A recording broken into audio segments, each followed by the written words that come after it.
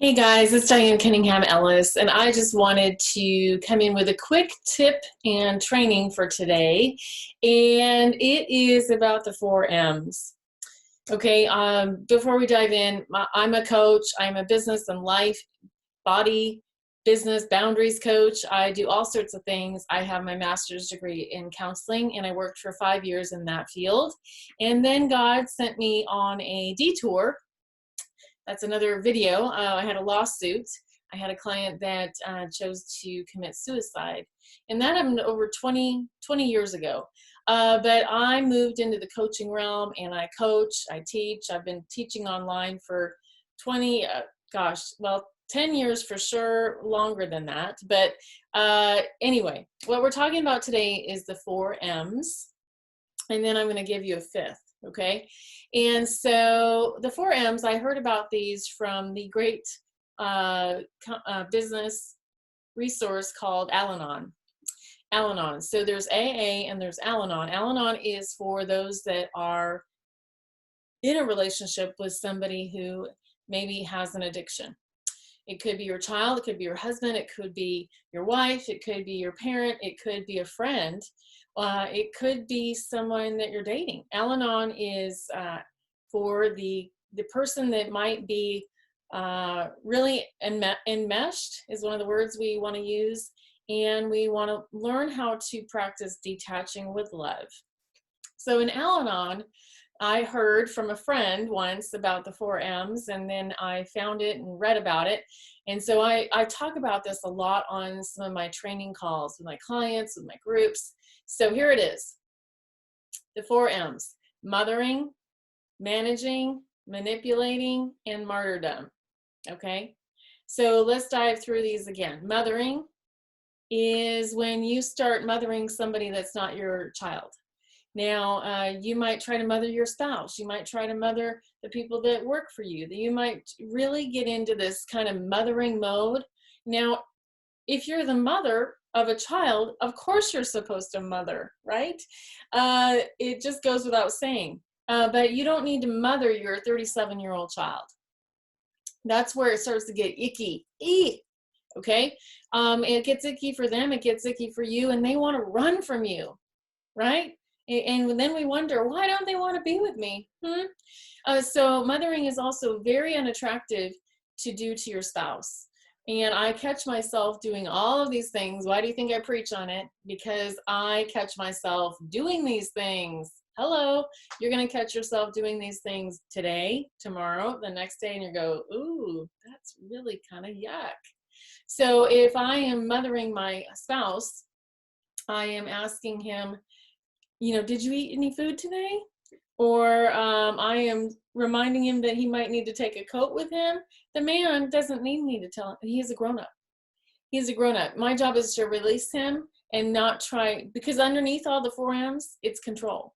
We want to control. We want it to, help. We're trying to help. So watch out for all that helping. Watch out for all that fixing. So what did we cover? We covered mothering. And I might be doing these out of order, but we're just going to keep on going. So we've covered mothering. Let's talk about managing.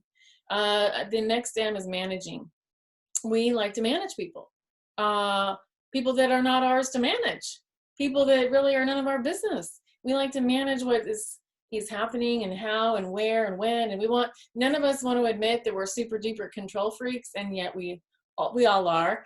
And so I want to manage. I want to manage things that are out of my control. Completely out of my control. I want to manage my day. I want to manage my schedule. I want to manage my money.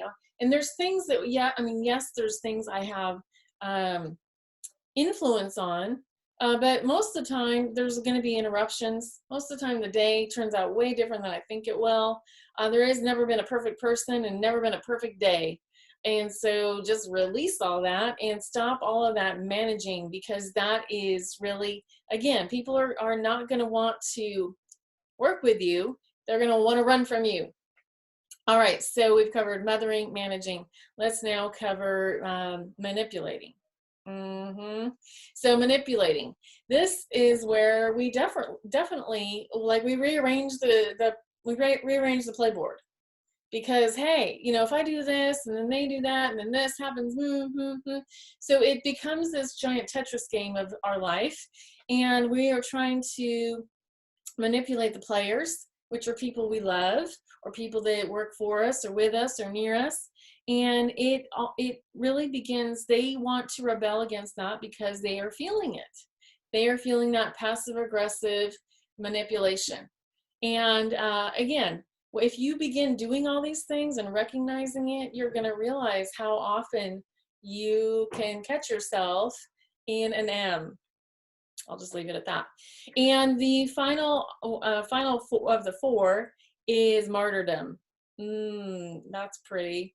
So a lot of times we throw ourselves on the altar as a martyr, and you know, we go into victim mode.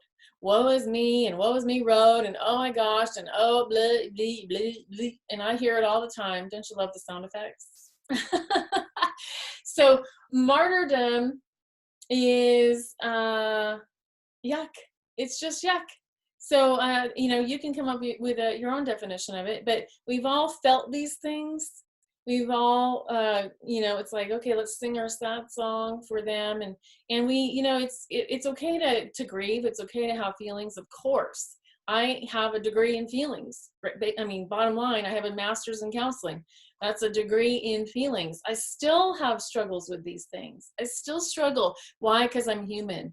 I'm human, and I have my tendencies. I have my patterns. I have my ways that we have walked through things together. And maybe the ways you've walked through things does not work right now. Does not work anymore. It stopped working. It stopped working. So hopefully that's helpful. Let me give you one more M. One more M. And the M I want you to think about in a healing way is your motive.